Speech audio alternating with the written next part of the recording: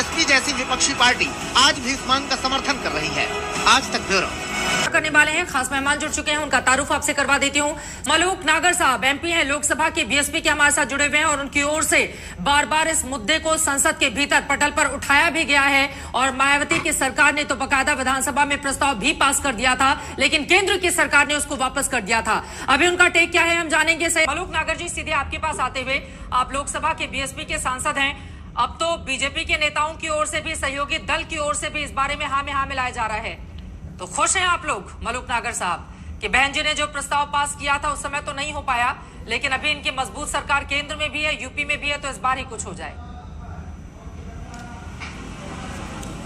देखिए, खुश तो हम उस दिन होंगे जिस दिन बाबा साहब अंबेडकर जी ने 1955 में एक रैली में कहा था उत्तर प्रदेश के बंटवारे के लिए, और उसी सोच को कुमारी बहन मायावती जी ने 2012 में प्रस्ताव पास करके भेजा।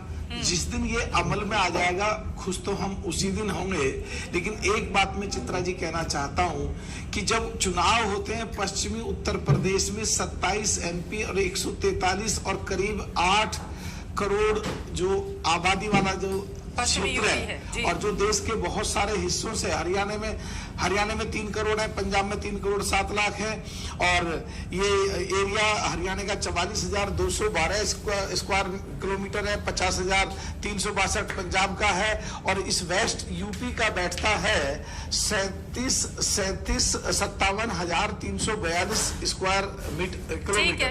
तो और ये बहुत सारे देश है, कहीं पे 4 करोड़ है, कहीं पे 3 करोड़ है, कहीं पे, और केवल 7,000 एरिया, 22,000 एरिया ये गोवा का। अरे इससे फायदा क्या होगा? एक सेकंड, मलूक नागर साहब सुनिए, वो समझ में आ गया मलूक नागर साहब, लेकिन इससे फायदे में तो बीजेपी ही रहेगी। सुन तो लीजिए मेरी बात, चाहे लोकसभा उठाकर देख लीजिए, चाहे विधानसभा उठाकर देख लीजिए, दोनों में ही बीजेपी का दबदबा है। तो अगर इस तरह का कोई फैसला वो लेती भी है तो राजनीतिक तौर पर लाभ तो वही लेकर जाएगी, जैसा कि उसके नेताओं की सोच है। तो आप लोगों को क्या फायदा मिलेगा इससे? देखिए फायदा किसको होगा किसको नहीं होगा ये मायने नहीं है, और राजनीति और पार्टी और पॉलिटिक्स और सरकार और एमपी जीतना, एमपी हारना, एमएलए जीतना, एमएलए हारना, मिनिस्टर बनना, इससे ऊपर उठ के है कि पश्चिमी उत्तर प्रदेश के लोगों को अगर ये अलग बनेगा और यूपी के 4 प्रदेशों को उनको न्याय मिलेगा, उनको हक मिलेगा, उनके हर प्रदेश में हाई कोर्ट की स्थापना होगी, लोगों को जो दूर भागना पड़ता है वो नहीं जाएगा।